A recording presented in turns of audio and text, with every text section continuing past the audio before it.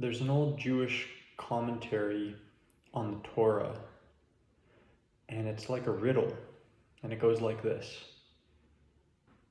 Imagine a being with the classical attributes of God: omniscient, omnipotent, omnibenevolent, omnipresent, unlimited, infinite, eternal, immortal, perfect. Something like that. What does such a being lack? And the obvious answer would be, well, nothing. It lacks nothing. But lacking nothing is still a form of lack. And so the answer is that such a being would lack limitation. And the writers of this commentary suggested that perhaps humans, who are fundamentally limited, were created because limitation actually has advantages that unlimited being does not. And you might think, well, what kind of advantages could possibly be there for someone who's limited compared to someone who's unlimited? Well, if you're unlimited, there's nothing to do. There's no story, there's no adventure. There's no horizon, no frontier, nothing unaccomplished. You are everywhere, you are everything, you are everywhen. You already fill up all of space and time. Everything is consummated already. So that means that there's no adventure, there's no movement between potential and actuality and realization. So you can't have any sort of narrative across space and time, over time.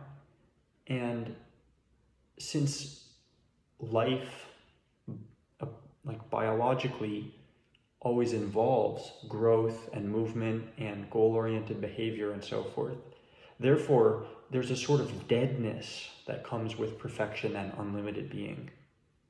So it's very possible that the advantage that limitation has over unlimitedness is that it's alive.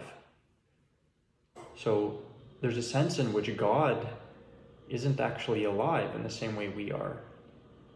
So we're this special creature, we and all other living beings, finite, limited, fallible, vulnerable, suffering beings. And the advantage is that we're alive. And you might think, well, is that worth it? And one level you can answer that on is that, well, I don't have to answer that question because I can't choose. It doesn't matter what I think. I am this limited, finite being. I can't choose otherwise. In another sense, you can answer that question because we actually have the capacity to commit suicide, right? So we have to address that. So, and that's a serious question. That's what I've been grappling with today. I haven't even really fully asked the question though, much less answered it. So we'll look at that later. But the question is something like, given that we are finite beings, and that finitude, always being overwhelmed by the surrounding infinite, by definition, that finitude and limitation means that we are bound to suffer. We cannot avoid suffering and the depredations of nature and aging and sickness. And not only the tragedy of that suffering, but the malevolence that comes with humans' unique ability to torture and be cruel to each other, that actually comes as a consequence of our awareness of our vulnerability and our limitation.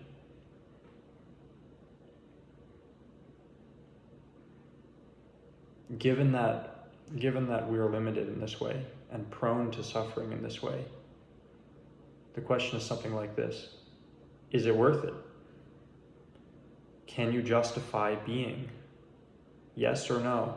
To be or not to be? It's like, why bother? Why not just end it? Why get out of bed in the morning? So that's, perhaps in some ways, that's the fundamental existential question that you need to answer, and that you do answer. You act out your answer to it all the time. And sometimes you come down on one side of that divide, the yes-no divide, and sometimes the other. And there are degrees, and it's extremely complicated. But it helps to bring to the light of consciousness, to suss out and articulate explicitly what we think about that question and our answers to it. So we'll try to do that next.